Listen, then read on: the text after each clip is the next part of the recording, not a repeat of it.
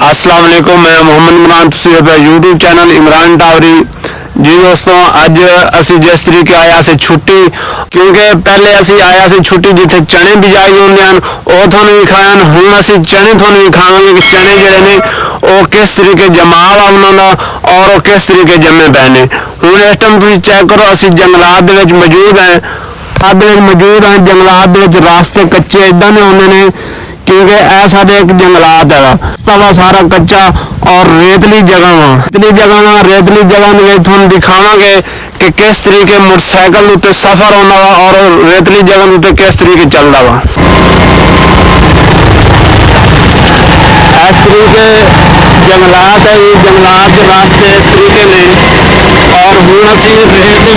Motorcycle चलावे और दिखावे कि रेते मोटरसाइकिल बड़ी मुश्किल चलती है और ये स्लो मोटरसाइकिल चलाई तो नहीं चलती।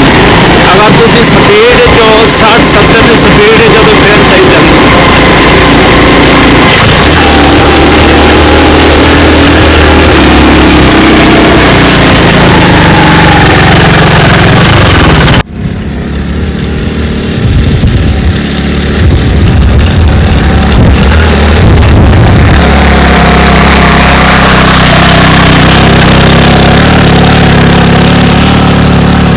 चने भी खावे अगर शार्ट काट सफर लो मेरे इस तरीके जंगलात, हालांकि रास्ता वो जारी वा सिर्फ मोटरसाइकिलों में शार्ट काट रास्ता वा ताकि मोटरसाइकिल आसानी ना जंगलात हूँ जंगलात इस तरीके ही ऊठ जड़े ने ऊँटनी जड़िया ने चरनिया ने तुम चेक कर सकते हो। ऊँट जड़ा वा इन्होंने छोड़ दिता जाता और शाम में जाके फाड़ लेना, एक जा रही वा एक है असी इन्होंने लागे नहीं से जाते क्योंकि अक्सर मरेंदे ने चक मरेंदे ने, इस वास्ते असी इन्होंने लागे नहीं जाते। असी दूरों खलो के थानू विखा रहे हैं कि जंगलात ऊँटों का चरा जड़ा वा इस तरीके होना वा, इस तरीके ऊँट छोड़े हुए ने और इस तरीके जंगल जड़े ने वो अपना खाने पीते हैं।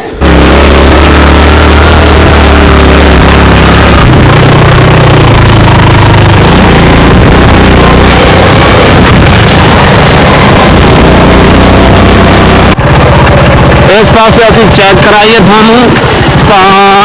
भेदा जड़िया वा बकरियां भेदा जड़िया वा वो अपना चारा चुगरिया हुई हैं। इस तरीके जंगलात चरा जड़ा वा इन्होंने फरी मिलता वा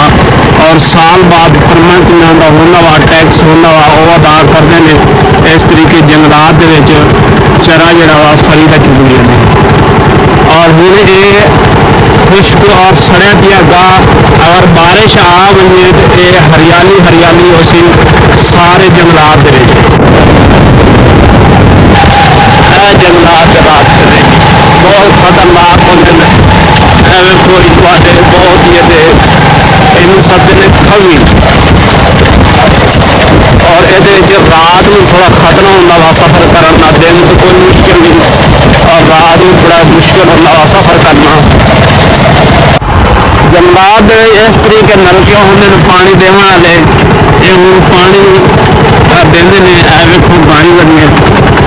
नलका खत्म हो गया बंद हो गया पानी देना। इस तरीके जंगलात नलके लाए होंगे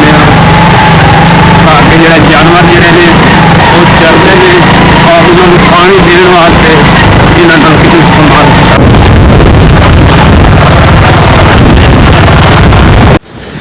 और इस पास चेक करी तो साडा जंगलात आ और दूसरी साइड पर चेक करी तो साडे चने बीजे पैन जिस तरीके चने बीजे हैं वो भी थोड़ा दिखाया है और हूँ चने का जमा जोड़ा होया पिया वो इस तरीके आ थोड़े दिनों तक सारी हरियाली हरियाली हो गई सी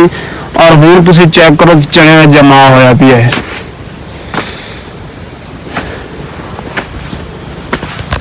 इस तरीके ये राह होंगे ने टिब्बिया और जंगलात कच्चे रास्ते में इस तरीके रास्ते होंगे ने